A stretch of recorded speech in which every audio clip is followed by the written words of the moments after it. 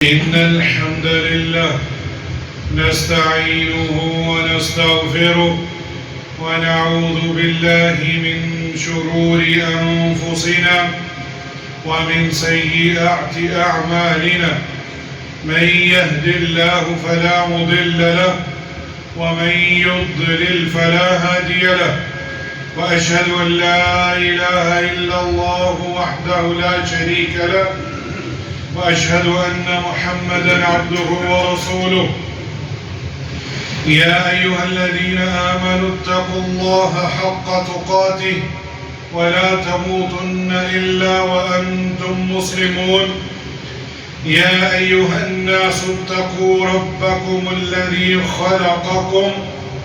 خلقكم من نفس واحدة وخلق منها زوجها وبث منهما رجالا كثيرا ونساء واتقوا الله الذي تساءلون به والأرحام إن الله كان عليكم رقيبا يا أيها الذين آمنوا اتقوا الله وقولوا قولا سديدا يصلح لكم أعمالكم ويغفر لكم ذنوبكم ومن يطع الله ورسوله فقد فاز فوزا عظيما أما بعد إن أصدق الحديث كتاب الله وأحسن الهدي هدي محمد صلى الله عليه وسلم وشر الأمور محدثاتها وكل محدثة بدعة وكل بدعة ضلالة وكل دلالة في النار أعوذ بالله من الشيطان الرجيم من همزه ونفخه ونفثه بسم الله الرحمن الرحيم حافظوا على الصلوات والصلاة الوسطى وقوموا لله قانتين لائق تکریم سامعین مکرم بزرگان دین نوجوان ساتھیوں آج 26 ذوالحجہ 1447 ہجری ہے اور یہ ہفتے کا سید الایام جمعہ مبارک کا دن ہے چند ایام باقی ہے 1447 ہجری کے سال کے اختتام تک ہمیں ہر وقت اپنا محاسبہ کرنا ہے جہاں ہمیں کمی کوتاہیاں نظر آئیں اپنی اصلاح کیجیے فوراً اور جہاں آپ اپنے آپ کو اللہ کی راہ میں عبادت کرنے والا شکر گزار بندہ پائیں مزید اس کے اوپر بجائے تکبر کرنے کے عاجزی کے ساتھ اور اللہ کی عبادت میں لگ جائیں یہ وقت جو گزر رہا ہے یہ مجھے اور آپ کو قبر کی طرف لے کر جا رہا ہے جہاں ہم نے کتنے سال گزارنے ہیں اس کا ہمیں علم نہیں ہے اور عذاب قبر یہ برحق ہے اور اللہ کے رسول صلی اللہ علیہ وسلم قبر کے عذاب سے پناہ مانگتے تھے تو لہٰذا اگر ہم نے عذاب قبر سے بچنا ہے تو ہمیں اپنی نمازوں کی حفاظت کرنی ہوگی جب تک ہمیں توحید اللہ کی وحدانیت کے بعد جو اسلام کا دوسرا رکن ہے الصلاۃ اس کی حفاظت نہیں کریں گے تو ہمیں امکان ہے کہ قبر میں عذاب ہوگا والعیاذ باللہ من ذلک اللہ ہمیں قبر کے عذاب سے بچائے اور اللہ سبحانہ و تعالیٰ نے سورہ البقرہ کے اندر ہمیں حکم دیا ہے نمازوں کی حفاظت کا میں نے آپ کے سامنے وہ آیت تلاوت کی حافظوا علی الصلوات کہ حفاظت کرو اپنی نمازوں کی اور حفاظت کیسے ہوگی اس کو وقت پر پڑھنا اور جو طریقہ آپ صلی اللہ علیہ وسلم نے سکھلایا ہے اسی طرح نماز کو ادا کرنا اور یہی آپ صلی اللہ علیہ وسلم نے اپنے حدیث مبارکہ میں بھی فرمایا، صلو کما رأیتمونی اصلی، ایسے نماز پڑھو جیسے تم نے مجھے نماز پڑھتے ہوئے دیکھا ہے۔ بالکل ہو بہو آپ نماز پڑھیں گے تو یہ حفاظت میں آئے گا۔ اس کے ساتھ ساتھ خشوع اور خضوع، اپنے رکوع اور سجود کو مکمل کیجیے تاکہ ہماری حفاظت، نمازوں کی حفاظت ہو سکے۔ اور یہاں اللہ سبحانہ و تعالیٰ نے حافظوا علی الصلوات، 5 نمازوں کی حفاظت کا حکم دیا، اور اجر کتنا ہے؟ 50 کا۔ اللہ اکبر! یہ اللہ غفور الرحیم نہیں ہے تو اور کیا ہے؟ ہمارے لیے دین میں آسانی پیدا نہیں کی تو اور کیا ہے؟ لیکن اس کے باوجود کلمہ کو مسلمان، کلمہ پڑھنے والا نمازوں کی حفاظت نہیں کرتا۔ اور یہاں اللہ سبحانہ و تعالیٰ نے 5 نمازوں کے ساتھ ساتھ والصلاة الوسطی، اور درمیانی نماز، بالخصوص درمیان والی نماز کی حفاظت کرو۔ اور پھر کیا فرمایا؟ وَقُومُوا لِلَّهِ قَانِتِينَ، اور اللہ تعالیٰ کے لیے باادب کھڑے رہا کرو۔ صلاة الوسطی، اس کے بارے میں 2 اقوال ہیں۔ ایک قول صلاة الفجر کے حوالے سے۔ صلاة الوسطی کیسے بنی؟ اسلامی تاریخ مغرب کے بعد بدلی جاتی ہے، اور جب تاریخ بدلے گی تو پہلی نماز مغرب، پھر عشاء، اور پھر فجر۔ اور بہت سارے صحابہ کرام اور علماء کرام اسی طرف گئے ہیں کہ صلاة الوسطی صلاة الفجر ہے۔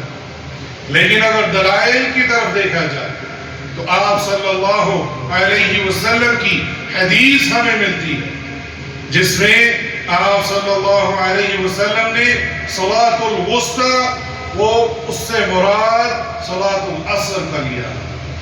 یہ غزوہ خندق کا واقعہ، علی رضی اللہ عنہ وہ بیان کرتے ہیں کہ وہ غزوہ احزاب یعنی غزوہ خندق کے موقع پر اللہ کے رسول صلی اللہ علیہ وسلم نے مشرکین کو بد دعا دی۔ اللہ اکبر! کیوں؟ آپ نے ایسا کیوں کیا؟ ملأ اللہ بیوتہم وقبورہم نارا شغولنا عن الصلاة الوسطى حتى غابت الشمس، او کما قال صلی اللہ علیہ وسلم۔ اللہ کے رسول رحمت العالمین جب دین کی بات آئے اور توحید کی بات آئے، نماز کی بات آئے، وہاں رحمت نہیں ہوگی۔ کیا فرمایا؟ اے اللہ، ان مشرکینوں کے گھروں کو اور قبروں کو آگ سے بھر دے۔ یہ اللہ کے رسول فرما رہے ہیں۔ کیوں؟ انہوں نے ہم کو صلاة الوسطی عصر کی نماز نہیں پڑھنے دی، اور آپ صلی اللہ علیہ وسلم نے اس وقت فرمایا جب سورج غروب ہو چکا تھا اور عصر کی نماز قضا ہو چکی تھی۔ یہ غزوہ خندق کے موقع پر یہ میرے اور آپ کے لیے لمحہ فکریہ ہے۔ نماز چھوٹی ہے، قضا ہوئی ہے آپ صلی اللہ علیہ وسلم کی اور صحابہ کی، اور اللہ کے رسول صلی اللہ علیہ وسلم نے بد دعا دی ہے مشرکینوں کو۔ اور بد دعا کیا دی ہے؟ کہ ان کے گھروں اور قبروں کو آگ سے بھر دے۔ اس سے پتہ چلا جو نماز عصر نہیں پڑھتے اس کا انجام گھروں میں بھی آگ ہے، اور مرنے کے بعد قبروں میں بھی عذاب قبر ہوگا۔ یہ میرے اور آپ کے لیے سوچنے والی بات ہے کہ اللہ کے رسول صلی اللہ علیہ وسلم بد دعا کر رہے ہیں۔ تو یہاں اس حدیث سے جو راجح قول ہے صلاة الوسطی و صلاة العصر کے حوالے سے ہے۔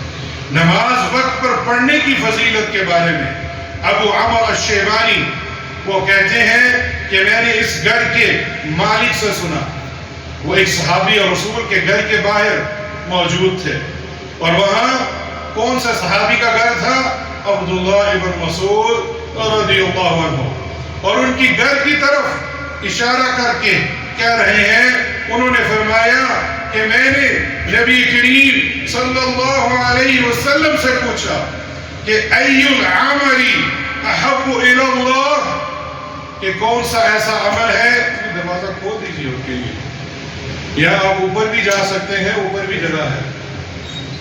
ای العمل احب الی اللہ، کہ اللہ سبحانہ و تعالیٰ کی بارگاہ میں کون سا عمل زیادہ محبوب ہے؟ تو قال الصلاة علی وقتها، کہ آپ صلی اللہ علیہ وسلم نے فرمایا کہ اپنے وقت پر جو اللہ سبحانہ و تعالیٰ نے اول وقت جو نماز کا ذکر کیا ہے، یہ سب سے زیادہ محبوب عمل تھا. اور یہ بھی حدیث امام بخاری لے کر آئے. اس کی شرح میں محدثین فرماتے ہیں اس حدیث میں نماز کو اول وقت پر پڑھنا تمام اعمال سے افضل بنایا گیا ہے، جبکہ دوسری احادیث میں ایمان، صدقہ، جہاد کو افضل اعمال بتایا گیا ہے. تو تمام احادیث اپنے اپنے مفہوم میں صحیح ہے. یہ علماء کرام اللہ سبحانہ و تعالیٰ ان کی حفاظت کرے، اور جو وفات پا چکے ہیں ہمارے علماء کرام، ہمارے مشائخ، استاد، ان کی اللہ رحمت فرمائے. یہ علماء ورثۃ الانبیاء ہیں. وہ اس کی شرح میں لکھتے ہیں کہ تمام حدیثوں کو جمع کریں، اس میں موافقت اور تطبیق اس طرح ہوگی.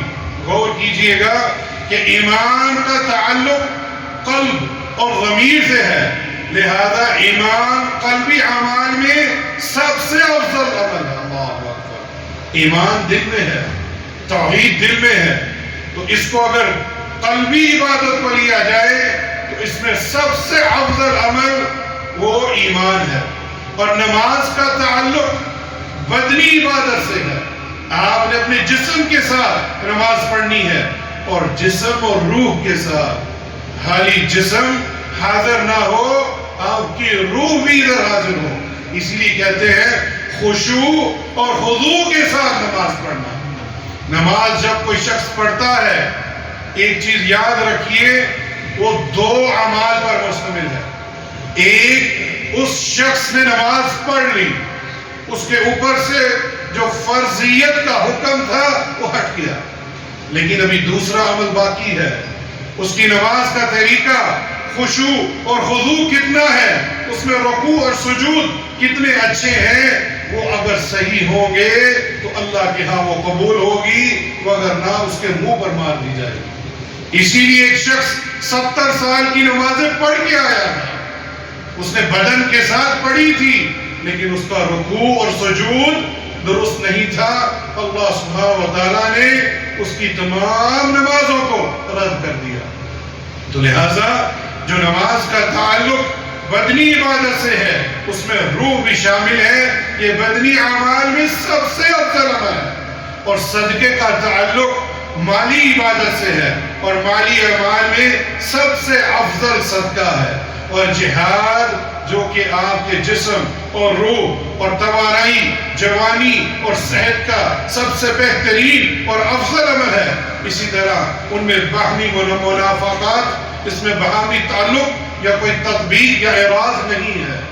تو جہاد بھی افضل عمل ہے، صدقہ بھی، نماز بھی.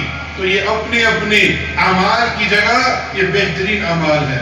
یہ حدیث جو ہے یہ بھی امام بخاری لے کر آئے تھے.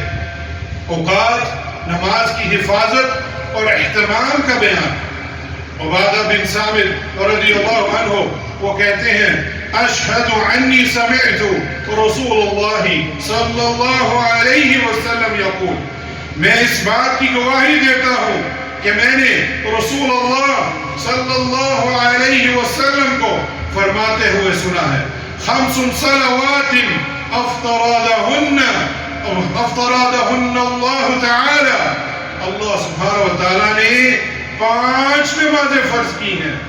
4 نہیں، 3 نہیں، 2 نہیں، 1 نہیں. یہ وہ شخص جو 4 پڑھتے ہیں، فجر کے غافل ہیں، یا 3 پڑھتے ہیں، کتنی فرض ہوئی ہیں؟ 5 نمازیں، اجر 50 کا ہے. پھر کیا فرمایا؟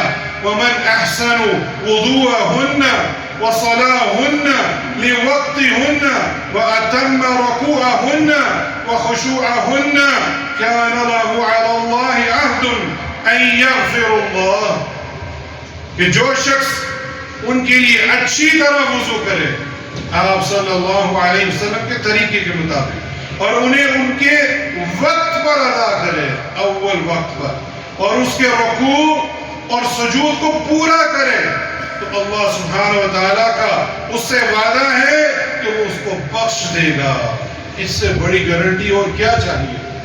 لیکن اللہ ماشاءاللہ کلمہ گو مسلمان نماز 5 وقت کا سے غافل ہیں.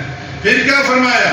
وَمَن لَمْ يَفْعَلْ فَلَيْسَ لَهُ عَلَى اللَّهِ عَهْدٌ إِنْ شَاءَ غَفَرَ لَهُ وَإِنْ شَاءَ عَذَّبَهُ أَوْ كَمَا قَالَ صلی اللہ علیہ وسلم.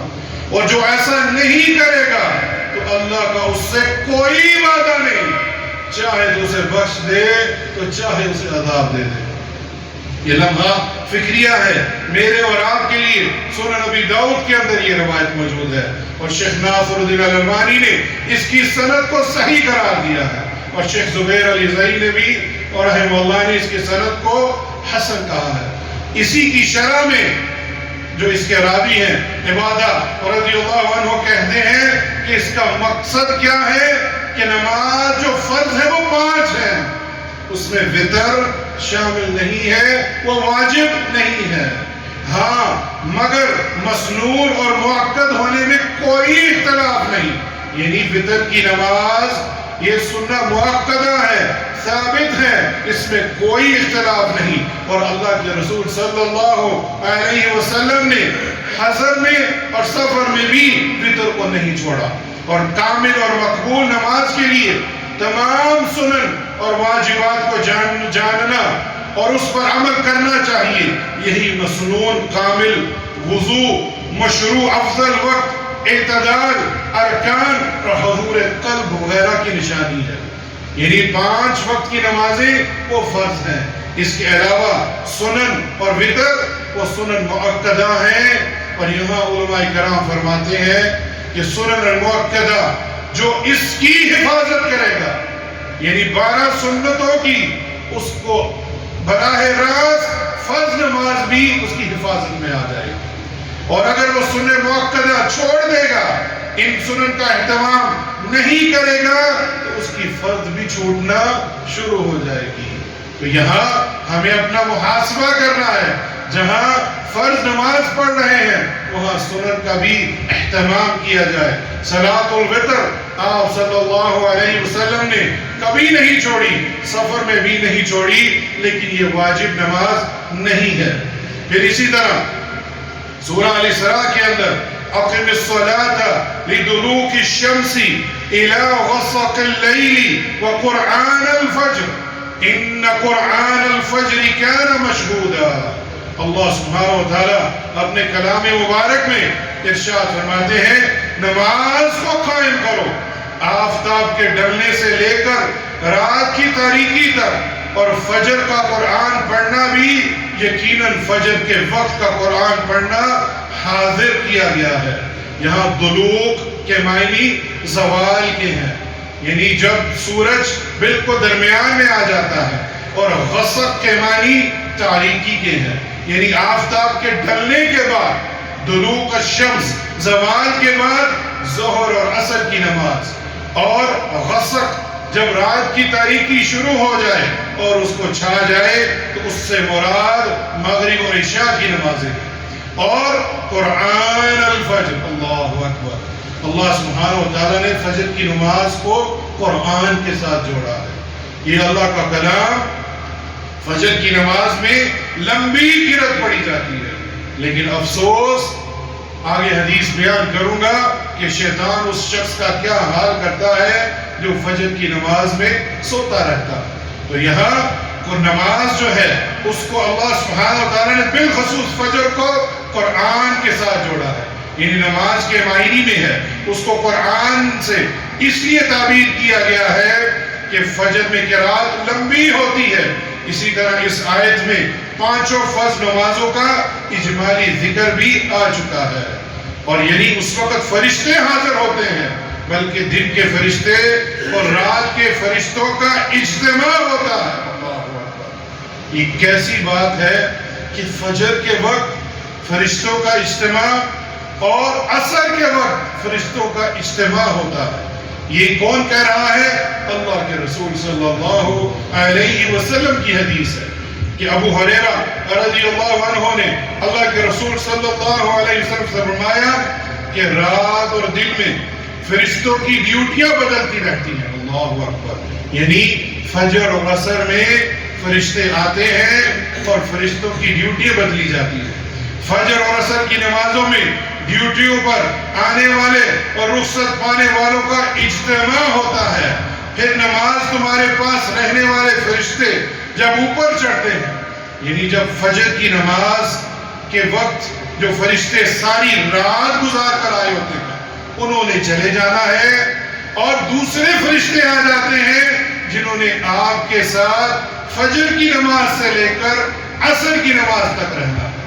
اور وہ کیا کہتے ہیں؟ جو لوگ فرشتے فجر کی نماز کے وقت آپ کے ساتھ گزار کے رات واپس جاتے ہیں تو اللہ سبحانہ و تعالیٰ ان فرشتوں سے پوچھتا ہے، جبکہ اللہ کو اس کا علم ہے۔ کیا پوچھتا ہے؟ غور کیجیے اللہ سبحانہ و تعالیٰ کے الفاظ، کیف ترکتم عبادی، تم نے میرے بندوں کو کس حال میں چھوڑا تھا؟ اللہ اکبر، یہ اللہ سبحانہ و تعالیٰ علم رکھتے ہیں۔ فرشتوں سے ان کی ڈیوٹی کے مطابق سوال پوچھا جا رہا ہے، کیف ترکتم عبادی فیقول ترکناہم وہم یصلون وَأَطَيْنَاهُمْ وَهُمْ يُصَلُّونَ او کما قال صلی اللہ علیہ وسلم، جب جواب دیتے ہیں کہ اے اللہ تیرے بندے جب ہم چھوڑ کر آئے تھے تو فجر کی نماز پڑھ رہے تھے، اور جب ان کے پاس گئے تب بھی وہ عصر کی نماز پڑھ رہے تھے۔ اور جو سو رہا ہو وہ کیا بولیں گے؟ وَتَرَكْنَاهُمْ وَهُمْ نَائِمُونَ وَأَطَيْنَاهُمْ وَهُمْ نَائِمُونَ، جب ہم چھوڑ کر آئے تھے تو سو رہے تھے، اور جب ہم انہیں ملنے کے لیے آئے تو تب بھی سو رہے تھے، کاروبار میں مشغول تھے۔ وَالْعِيَاذُ بِاللَّهِ مِنْ ذَلِكَ، یہ صحیح بخاری کی روایت ہے۔ اجتماع فرشتوں کا وہاں مسجد میں ہے اور نمازی غائب ہے۔ یہ کلمہ لا الہ الا اللہ پڑھنے والے مسلمانوں کا حال ہے۔ ہم نے اپنی ترجیحات بدل دی ہیں، کاروبار دنیا کی زندگی میں لگ چکے ہیں، آخرت کی زندگی کا کوئی فکر نہیں، الا ماشاء اللہ۔ اپنی نمازوں کی حفاظت کیجئے تاکہ فرشتے جا کر رب العالمین سے بولے ترکناہم وہم یصلون، جب چھوڑ کے آئے تھے وہ نماز پڑھ رہے تھے، وَأَطَيْنَاهُمْ وَهُمْ يُصَلُّونَ، اور جب ہم انہیں ملنے کے لیے آئے تو وہ نماز پڑھ رہے تھے۔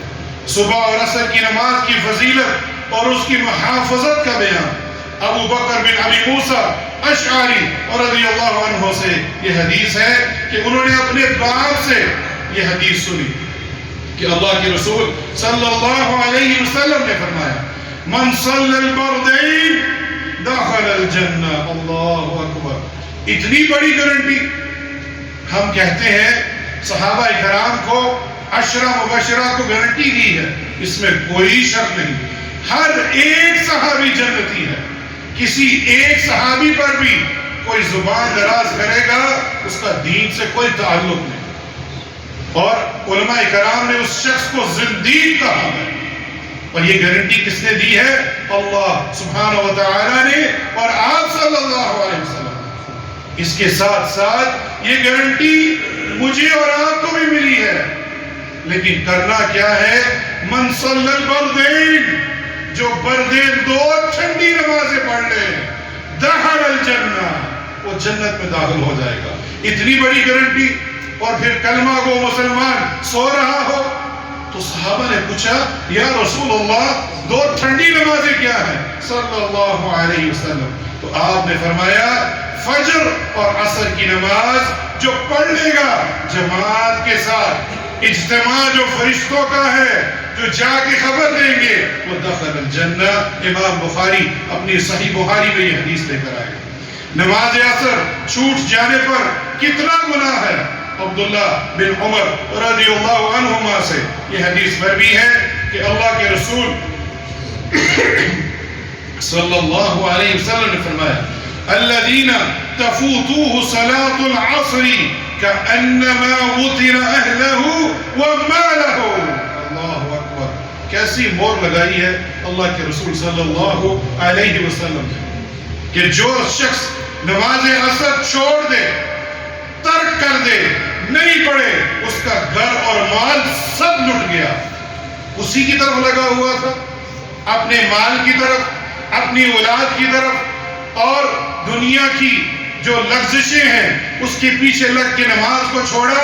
عصر کی نماز نہ پڑھنے والے شخص کا گھر بھی اور مال سب برباد ہو گیا. یہ ہم چھوڑ سکتے ہیں؟ اگر دنیا میں کوئی نقصان ہو جائے اللہ محفوظ رکھے ہم سب کو، آمین. اور ہم رونے لگ پڑتے ہیں، تڑپ اٹھتے ہیں، لیکن آخرت کے لیے ہمارے دل میں کوئی تڑپ ہی نہیں. کھیل کود اور مشاغل، بالخصوص جوال موبائل، اس کے اندر اتنے مشغول ہے کہ ہم نے اپنی نمازوں کو ترک کر دیا ہے. اور ہمیں پچھلے جمعے بیان کیا تھا جو نماز کو ترک کرتا ہے وہ اپنا حال فرعون، حامان، قارون، ابی بن خلف کے ساتھ کر لے. یہ سب جہنمی ہے. جو نماز نہیں پڑھتا وہ انہی کے ساتھ ہوگا. حضرت عمارہ بن رویبہ کے بیٹے سے، اور انہوں نے اپنے والد سے روایت کی کہ کہا اللہ کے رسول صلی اللہ علیہ وسلم نے فرمایا لا یلج النار من صلی قبل طلوع الشمس وقبل غروبها. ایک اور گارنٹی آئی ہے اور یہ امام مسلم اس حدیث کو لے کر آئے ہیں. جو انسان سورج نکلنے سے پہلے صلاۃ الفجر اور غروب ہونے سے پہلے صلاۃ العصر پڑھتا ہے وہ آگ میں داخل نہیں ہوگا. اور کیا گارنٹی چاہیے؟ ہمیں اپنے گریبان میں جاننا ہے.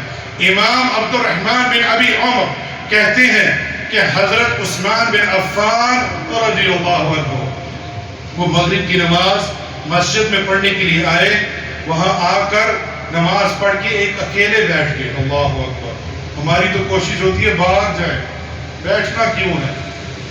کیوں بیٹھنا ہے مسجد؟ ہاں مشغول نہیں ہے، مصروف نہیں ہے، بیٹھا کریں. یہ مسجد اللہ کا گھر ہے.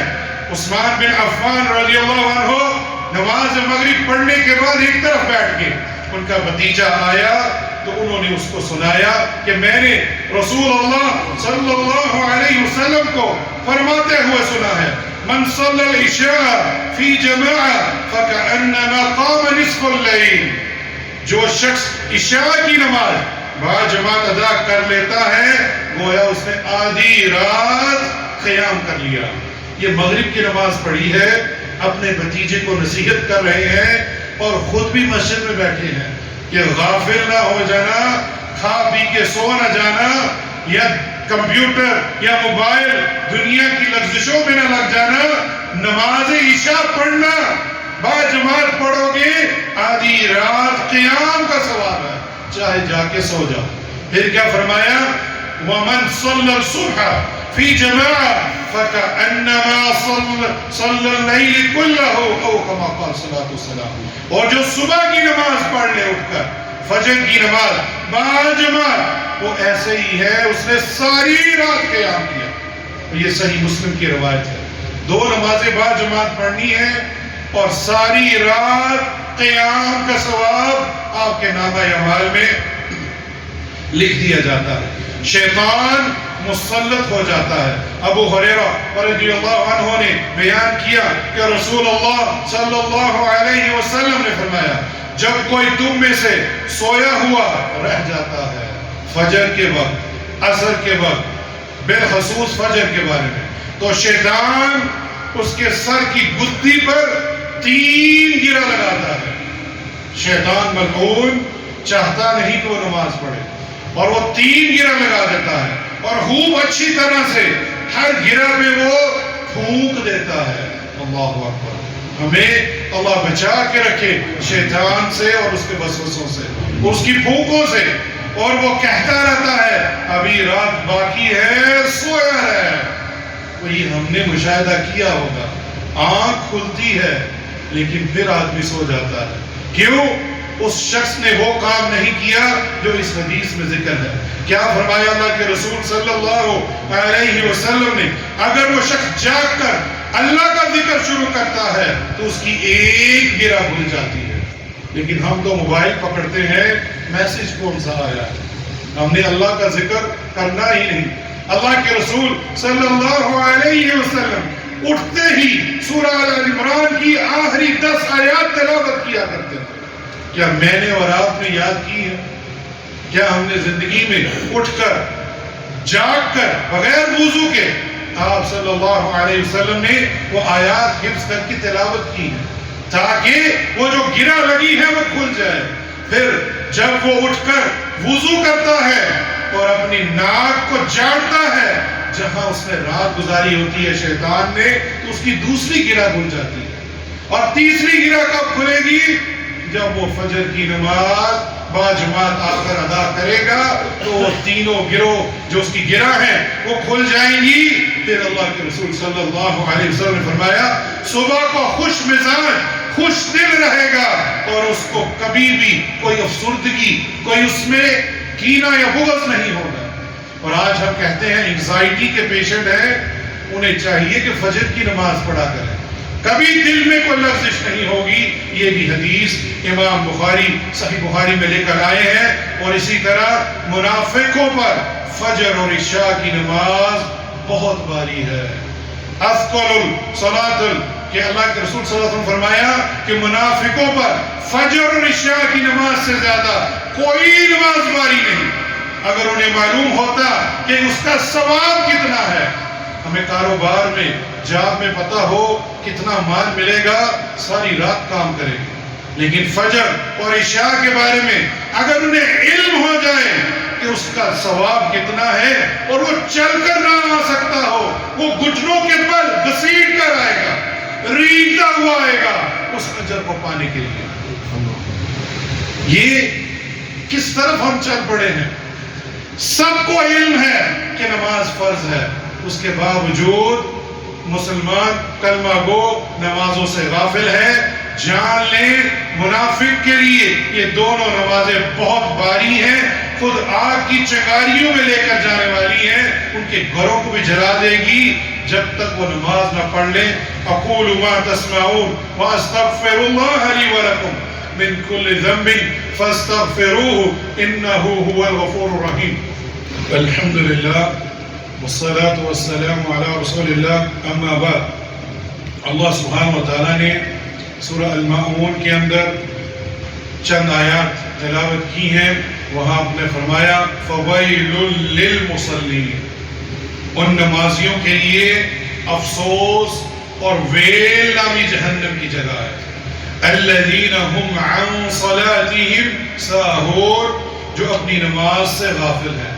اس سے وہ لوگ مراد ہیں جو نماز یا تو پڑھتے ہی نہیں، یا پہلے پڑھتے رہے ہیں پھر سست ہو گئے، یا نماز اس کے لیے اپنے مسنون وقت میں نہیں پڑھتے، جب جی چاہتا ہے پڑھ لیتے ہیں، یا تاخیر سے پڑھنے کا معمول بنا لیتے ہیں، یا خشوع اور خضوع کے ساتھ نہیں پڑھتے.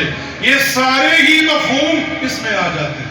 فَوَيْلٌ لِّلْمُصَلِّينَ، ہلاکت ہے، ویل ہے اس نمازی کے لیے، حالانکہ وہ نماز پڑھ رہا ہے، کبھی پڑھتا ہے کبھی چھوڑ دیتا ہے، کبھی 4 پڑھتا ہے کبھی 3 پڑھتا ہے، کبھی خشوع نہیں ہے، خضوع نہیں ہے، رکوع نہیں ہے، سجود نہیں ہے، اللہ کے ساتھ تعلق نہیں ہے، نماز پڑھ کے بھاگنا ہے، بس لوگوں کو دکھلانا ہے. تو ایسے نمازی کے لیے ویل ہے، یعنی جہنم کی ایک وادی ہے جہاں سست کاہل اور نماز کو چھوڑنے والے کو وہاں پھینکا جائے گا. وَإِذَا قَامُوا إِلَى الصَّلَاةِ قَامُوا كُسَالَىٰ يُرَاءُونَ النَّاسَ وَلَا يَذْكُرُونَ اللَّهَ إِلَّا قَلِيلًا. سورہ النساء کے اندر وہ جب نماز کو کھڑے ہوتے ہیں تو بڑی کاہلی کی حالت میں، سستی کی حالت میں کھڑے ہوتے ہیں، پتہ نہیں کیا بوجھ ہمارے اوپر آ گیا ہے. وَالْعِيَاذُ بِاللَّهِ مِن ذَلِكَ، صرف لوگوں کو دکھلانے کے لیے. اور یاد الہی تو یوں ہی ہے جیسے برائے نام. یہ سورہ النساء کی 142 نمبر آیت ہے. الذین هم یراؤون، جو ریاکاری کرتے ہیں.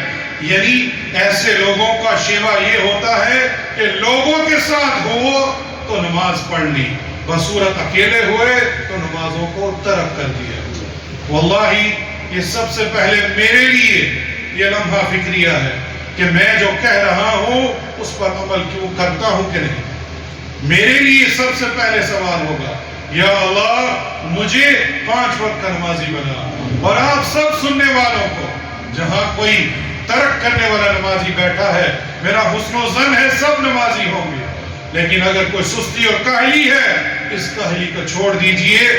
پہلا چیز، اول یحاسب فی یوم القیامہ الصلاۃ، سب سے پہلی چیز جس کے بارے میں سوال ہونا ہے وہ نماز ہے. یا اللہ ہمیں نمازوں کی حفاظت کرنے والا بنا. ان اللہ وملائکتہ یصلون علی النبی یا ایھا الذین آمنوا صلوا علیہ وسلموا تسلیما. اللهم صل على محمد وعلى آل محمد كما صليت على إبراهيم وعلى آل إبراهيم إنك حميد مجيد. اللهم بارك على محمد وعلى آل محمد كما باركت على إبراهيم وعلى آل إبراهيم إنك حميد مجيد. اللهم اجعلنا من المحافظين على الصلوات. اے اللہ ہمیں ان میں شامل فرما جو 5 نمازوں کی حفاظت کرتے ہیں. یا اللہ ہمارے مسلمانوں کی جو تکلیفیں پریشانیاں ہیں اس کو دور فرما. یا اللہ جن کے والدین وفات پا چکے ہیں، یا اللہ ان کی قبروں کو جنت کا باغ بنا. یا اللہ جن کے والدین حیات ہیں، ایمان والی صحت والی زندگی عطا فرما. ان کی اولاد کو ان کی خدمت کرنے والا بنا. یا اللہ ہماری اولاد کو نیک اور صالح بنا. یا اللہ ہمیں اور ہماری اولاد، ہماری ذریات، ہماری ماؤں بہنوں اور بیویوں کو 5 وقت کا نمازی بنا. بالخصوص عورتوں کو جو گھروں کے کاموں میں مشغول رہتی ہیں، یا اللہ ان کو اول وقت میں نماز پڑھنے کی توفیق عطا فرما. اللہم اغفر لذنبی کلہ دکہ وجلہ واولہ وآخرہ وعلانیتہ وسرہ.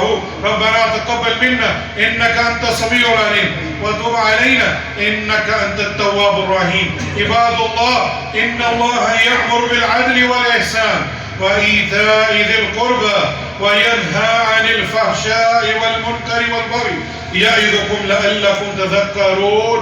وأقيموا الصلاة.